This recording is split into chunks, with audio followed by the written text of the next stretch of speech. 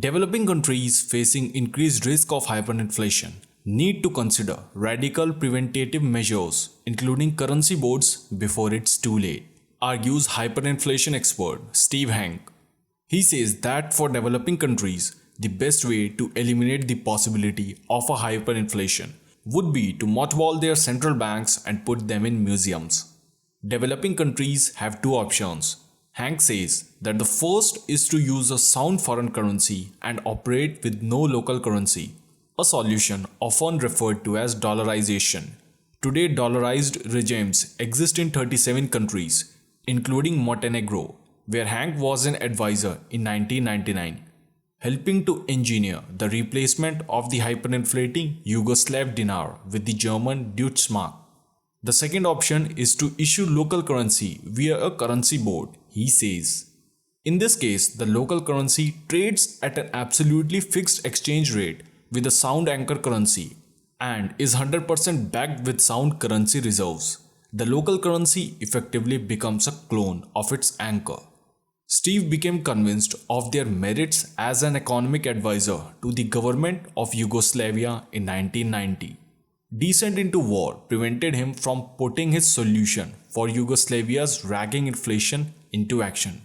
He became chief advisor to Bulgarian President Peter Stoyanov in Bulgaria, where hyperinflation peaked at 242% in 1997. Once hyperinflation broke out in Bulgaria in 1996, Hanke recalls previous resistance to the ideal of currency boards vanished. He also believes that under a dollarized or currency board regime, there are no printing presses operated by a central bank that generate increases in the money supply, which fuels runaway prices.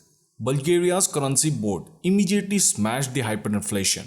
By 1998, the banking system was solvent. Money market interest rates had plunged from triple digits to an average of 2.4%. A massive fiscal deficit turned into a surplus. A deep depression became economic growth, and Bulgaria's foreign exchange reserves more than tripled, thanks to its currency board. Hanke argues Bulgaria has the second lowest debt to GDP ratio in the European Union, behind Estonia. Hanke subscribes to Milton Friedman's dictum that inflation is always and everywhere a monetary phenomena, resulting from a rise in the quantity of money relative to output. So the only effective way to stop inflation is to restrain the rate of growth of money supply. That priority has been pushed to the back of the queue in the context of pandemic. The response of most countries to pandemic has been to push the money supply accelerator to the floorboard. With the exception of China and Japan, broad measures of money are still growing by more than 10% per year in all of the world's major economies. In the US, broadly measured money supply has soared to heights not seen since 1943. As a result, inflation is picking up speed, and contrary to what central banks are telling us, the inflation won't just be a temporary phenomena. Inflation will be one of the many serious problems that accompany the post-pandemic era.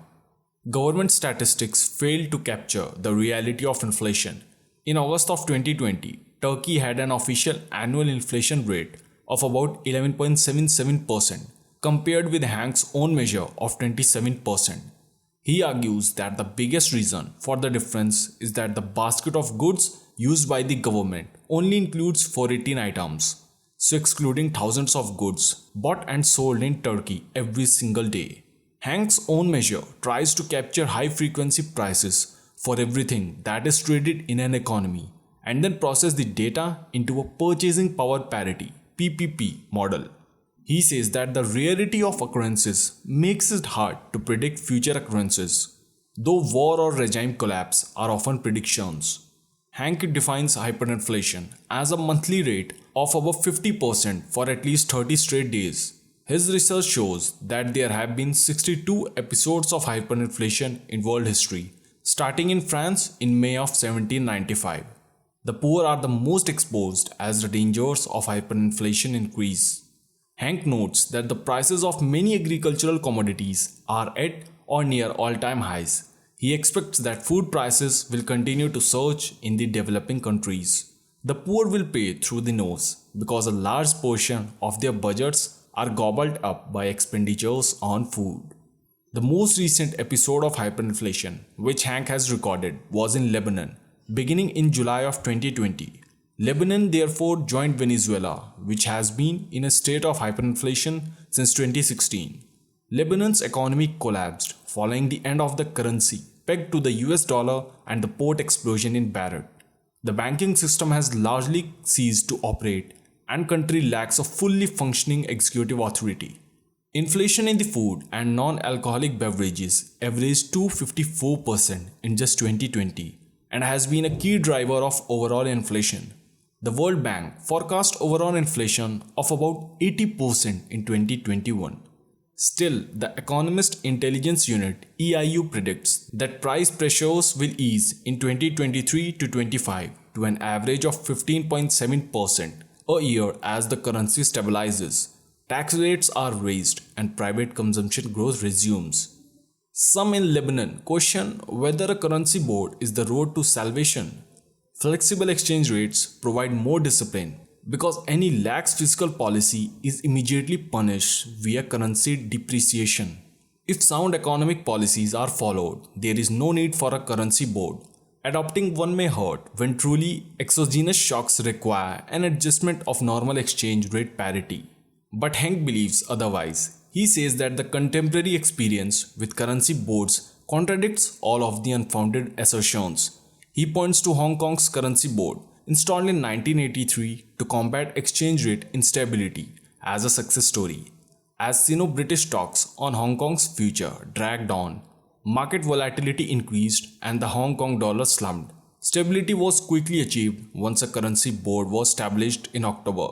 The board has not missed a beat since, even during Hong Kong's recent political protest. Steve adds up that we have found no cases where real exchange rate appreciation and a loss of competitiveness occurred. There has never been a single speculative attack against a currency board, primarily because currency boards are, by design, speculation proof. A floating currency, Hanke argues, does little to discourage regimes determined to tax and spend. A depreciating currency is a recipe for inflation. Flexible exchange rates provide little or no fiscal discipline, precisely because they do not provide a hard budget constraint. A central bank with a flexible exchange rate can extend credit to the fiscal authority and therefore, contrary to a currency board, provides no fiscal discipline. The Lebanese currency, pegged to the US dollar, which lasted from 1997 to 2019, did not prevent the central bank from financial engineering and discretionary monetary policy, both of which are prohibited under a currency board arrangement. The central bank in Lebanon has zero credibility. It's never going to be fixed. The only way to end Lebanon's nightmare is to establish a currency board, as per Steve. Now talking about the cryptocurrencies and their potential to become mainstream. Steve says that Bitcoin is a speculative asset and not a currency. The reason cryptos are not used for day-to-day transactions is they are not easily exchangeable in currency. That's a legal tender like the US dollar. If you have a crypto as the clone to US dollar, then it would be readily available for exchange and it could be used for day-to-day transactions. Chinese yuan is not a convertible currency like most of the currencies in the world. That's why US dollar is the anchor currency. And the way to fix a falling currency is to get rid of them completely and substitute a foreign currency. Don't use the local domestic currency. At last, he says that even though today the inflation is just come out 4.2%, but that's an annual inflation. So the inflation in US is nowhere close to hyperinflation or currency failing. So guys, if you found this video really knowledgeable, then please press that like button. Also subscribe to this beautiful channel for more such amazing videos. I'll catch you in my next video. Till then, enjoy your day.